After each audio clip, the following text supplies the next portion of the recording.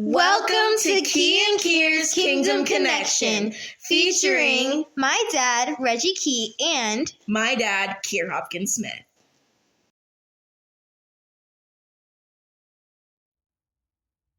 So, as we were talking, when we don't really recognize the spiritual authority that's going on in the situation, I love it, and we don't really we hear God. Yeah. We hear God say a thing to us. Right. We hear God instruct a thing to us. Right. But in our flesh, we get impatient. In our flesh, we don't fully believe. Yes. We say, well, I believe. I heard you. Yeah. But help my unbelief. We don't even say that. We say, I believe, but I'm going to deal with my unbelief on my own, though. Yeah. I don't want you to deal with this. Let me deal with this That's unbelief good. in a That's way good. that makes sense to me. Come on. And we operate and do something and put our hands on some things that God has promised to us. Yes. And in doing so, why do we keep saying birthing Ishmael? We know that Abraham received a promise from God that he would bear a child, a seed that would then go on to make it such that he would be the father of many nations. Mm-hmm. That brother was old when he got that word. His wife was old too. And so they heard this and they had a little chuckle between themselves. And it was like, you hear this though? Like, you hear this? I hear him, but we need to help. We need to help God bring God's word to pass. We need to help God. My Lord. That sounds wild, don't it? He does work with mankind because he's given us authority in the earth, but he doesn't need any help making sure that his word does not return to him void. And so they thought they could help God. So they was like, we owe. So Sarah was like, let me just go ahead and give you my maid servant Hagar. You go sleep with her. And then the child that's born to her, though it's coming from your loins, because God said it will come from your loins, that'll fulfill this prophetic word that God has given you. And of course, that was not what God had intended at all. At all. God does creative miracles. He don't care how old you are. It doesn't matter. It doesn't matter. So I said it, so your body's gonna respond to what I said. Yeah. And so they bear this child named Ishmael, who eventually, it's like you have to be so careful once you birth a thing. And Abram was so anointed that even though he birthed this child that was not according to God's will, the child still became prosperous. The child went on to have 12 tribes come out of him the same way as Jacob would have 12 tribes come out of him, or Israel, as we know. And they would be contention in the land because of Ishmael's descendants. And so the point is, when you birth a thing in that way, it may not always just go right away. Right. It may hang around for a while. Now you have to contend. Now you have to deal with this thing that then challenges and contends with the real manifestation of God's will in your life. And so I want to come from Genesis 17 and 16. And it says, this is God talking to Abram. Oh, he's Abraham at this point. He says, and I will bless her, talking about his wife Sarah, and give thee a son also of her. Yea, I will bless her, and she shall be a mother of nations. Kings of people shall be of her. You those kings, by the way. 17, then Abraham fell upon his face and laughed. Imagine laughing at God. Come on, bro. And said in his heart, he didn't laugh like that though. He had a hearty laugh. And he said in his heart, shall a child be born unto him that is 100 years old? And shall Sarah that is 90 years old bear? And he was like an Abraham said unto God, that Ishmael might live before thee. So he's like, hey, this thing that I did to make your will come about, you talking about him, right? Let me present it to him. And God was like, nah, nope. That's not. I'm gonna bless him though, because I promised. Right, I promised you a thing, so that's gonna happen. But that's not the child that I was talking about. And so the question that we raised to the people, to the men in our ministry and our Bible study was, what Ishmael have you birthed? I know what Ishmael I birthed. I heard the Lord say, leave my job many years ago, and I left before the timing. I didn't ask what time it was. I was ready to go. And I'm still contending with the generations that have come after Ishmael and me leaving my job prematurely, even though it's ultimately what God wanted for me to do. Right. And so the question that we asked, we tried to make it really basic, and this is the question for you. We said, what have you heard God say to you to do that you then put your hands on to make it come to pass in the way that you think it should come, when you leaned on your own understanding to make this thing come to pass, and understand that in doing so, you birthed an Ishmael in your life? So, bro, with that question, if you don't mind, I'm going to dig on something, if you don't mind. Dig it. I'm going to dig on it, if you don't mind. Because as you asked that question, and if you guys heard the question is, what did God tell you? One of the biggest issues I know that we're dealing with now in the 21st century, especially Western American Christianity, is no one's hearing God. We're only hearing people. Yeah. We're only hearing the representatives, but not God himself. And we've gotten so comfortable in it that we don't even really seek the Father. Did we turn a deaf ear to it? Is that what you're saying we're doing? Bro. And now it's only, what did my pastor say? Or what did evangelist such and such say on screen? Or I love listening to this one. What did they say? But is there a kingdom habit now of actually seeking the Lord and getting his response? Mm-hmm. The willingness to wait, because you even talked about that, because sometimes we don't want to wait for it. Well, we know that, hey, prophet such and such, pastor such and such, they got an on-time word. Their word is right now. But if you have to seek God, the Lord might have you in the cut for a grip. I convinced myself that when I left my job, I convinced myself that when I heard God, I was like, I'm not going to tarry. If I tarry, that's disobedience. Mm. And that became a problem, a big problem for my wife and I. Yeah.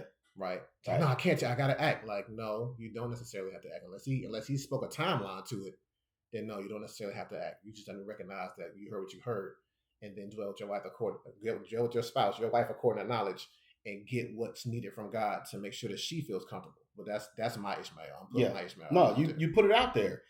But that also is in line in a nice little concoction of exactly what happened with Abraham. Mm-hmm. Abraham heard a word from God. Then he heard a word from his wife. Okay? Mm-hmm. Now, once again, this isn't a slant against wives. No. This is actually, once again, hearing from God and then hearing from man. He heard something from God. Then he heard something from man.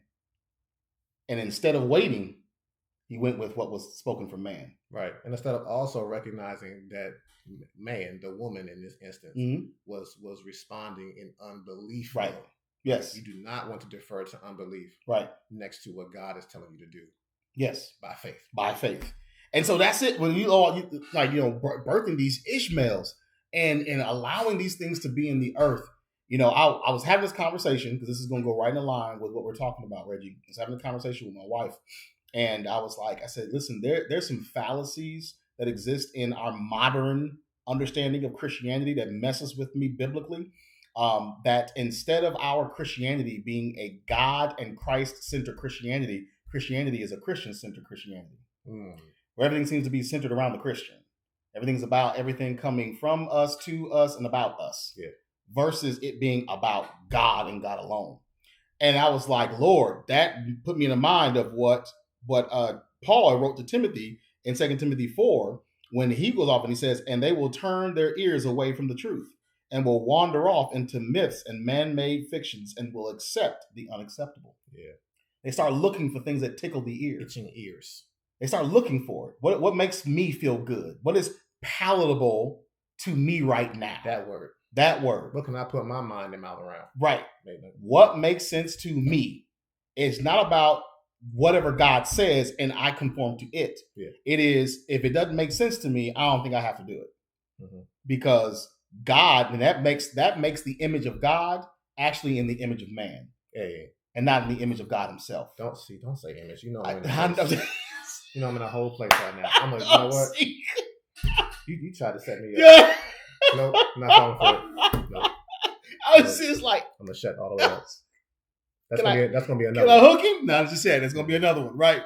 But bro, this is it. We birthed too many Ishmaels. Yeah. And as you even taught when you were speaking to this in Battle Camp Bible Study on last Tuesday, speaking to the men, you talked about the eventuality of Ishmael. Yeah. What the scriptures were showing you, and even the background definitions of Ishmael and who his people became. Yeah, the Arabians. Right? Mm-hmm. And so, listen, we, as much as we think that, hey, you know what, you make a mistake. It's inconsequential. I know, it's inconsequential. You make a mistake, no big deal. You just move on and keep going. But we will lose sight of the fact that God says very clearly, God is not mocked. Whatsoever man sows, that shall he also reap. Yeah. Why? Because God is not mocked. It does not mean he can't forgive you, but it still means he's not mocked. Both of those principles are alive and active at the same time. And so here he is. He birthed the Ishmael, but because he was a blessed man, his seed was blessed. And you taught about that. His seed was blessed. That means Ishmael was going to be blessed. Problem is that what he was birthed through, though. Mm-hmm. And because of that, the Bible even says he'll be a wild donkey of a man. And then his descendants will be in contention. And there will always be a sword in his hand. Bro. That's exactly what happened. Bro, fam. So when we're warning God's people about birthing these Ishmaels, it ain't just it isn't. I'm gonna say it isn't always, because I don't want to speak in just that, but be careful, because it's not always a one and done. You just did it and it's done. You know, God forgive me and it's done. No, you can birth a thing and that thing have lasting consequences. Yeah. Now, whenever I shift, whenever I make a major pivot, I won't say whenever, but the next time, recently, I made a pivot for our family in ministry. The ramifications of what I did and how I pivoted and left my job and didn't do it in a timely manner, didn't do it in a way that honored my wife and dwelt with her according to knowledge. She was kind of looking at me like, yeah, I don't know if are you going to do this again? I think you did it again. And I'm like, ooh, I think I might have did it too. So I'm still dealing with those ramifications. This Ishmael. Right. And it becomes a harvest that we'll have to eat. And so what we're doing is that... pause. Don't skip past that. Okay. Say it again. It becomes a harvest that we have to eat. Okay. Because, and then, listen, napkin, bib, fork, knife, salt, pepper, hot sauce, whatever you got, you're going to eat that thing. Yeah. You're going to eat that thing. Because if you don't believe you're going to eat it... Remember when you was a kid and you thought you could outlast your parents? Like, oh, yeah. You know? Right. Parents would be like... You can be all night. I can do this all day. Pull that Captain America in. Come on. Like, go ahead. Eat, nibble as you need. We ain't going nowhere. Listen, long lasting. They will outlast you. You be trying to fall asleep. Wake up. You eating that, right? But here's the deal. It's like God's going to cause us to have to eat these things. And if you don't believe it, you go back and read the story. Listen, did Abraham defer to Sarah about Hagar? Yes, he did. But then here comes this time of putting them away. It didn't stop. Yeah. It didn't just make it in just because they put them out and put them away. What happened to Joseph? Who did he get sold to? He got sold to some Ishmaelites. He got sold to the Ishmaelites, who then sold him into Egypt. Bro, it didn't stop. And then those people continued on, because it gives us the lineage of Ishmael and his 12 princes and all of the sons that he ended up birthing. Bro, you know this is heavy. But it's important, because if we don't catch these things, then we think everything we do is non-consequential, it's no big deal, whatever. We are made in the image of God. And he has given power in our words, power in our seed. What did he say in Genesis chapter, was it the end of chapter 8 when it come to Noah? He was like, as long as the earth remains. Seed time and harvest. As long as the earth remains. The law of seed time and harvest. It ain't going nowhere. Yeah. So until the Lord crack that wonderful sky and call his church up, the law, you can't pray it away. You can't pray it away. No matter how much fasting and praying, you're not praying it away. Why? It's his law, and it is divine and eternal. Stuff. Oh, call me Ishmael. Ishmael. You will have your own whale story to tell. Real talk. You have your own Moby Dick that you playing around with. That's real talk, man. You don't know what I'm talking about. Like, see, you gotta go look up Moby Dick. The main character in that was Ishmael. Yes, he was the captain. He was the captain. Okay. Yeah. You gotta go look it up. But fam, I love you so much for bringing this up, and I also love you for your lesson that you had on Tuesday. Once again, extremely insightful. And it's imperative for God's people to always receive these things. The Bible is a Bible of blessing, and it is a Bible of warning. And that's two sides of the same coin. Yes, sir. And I appreciate people who always want to preach one side of that coin.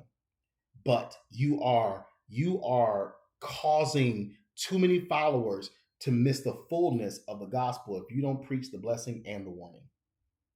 Because God did not go skimpy on his warnings. No, he did not. You know that. I know that. For those who read the Bible, you know that. He is warning from Genesis all the way through Revelation. Blessing and warning. I know I was going to say blessing and cursing, but it's blessing and warning, because God doesn't really want his people to have to walk. He doesn't want his people to have to walk in the cursing. He knows what the principle is that's operating in the earth. He was like, if you do this, this thing is going to come back to you, and it's going to hurt. I'm cautioning you. Don't do it. Don't do it. Right? And we'd be like, huh? Right. What? Huh? No, he's like, okay. You can't say that. Watch.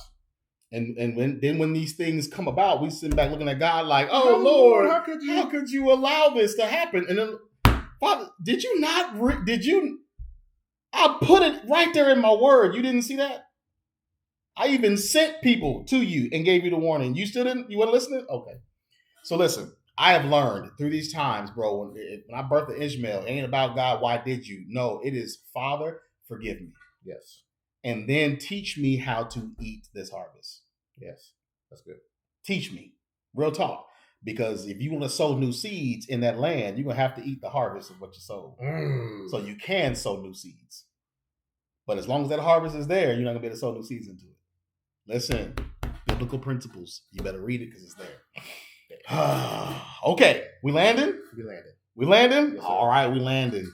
It's good stuff. So you guys, hey, we appreciate y'all so much for being a part of this part 1, part 2, as we have this conversation. As Reggie and I love to chop this stuff up. I mean, bro, we be straight Ginsu up in this joker. Okay, one of these days he gonna have on a top hat. No, and he gonna be not the chef.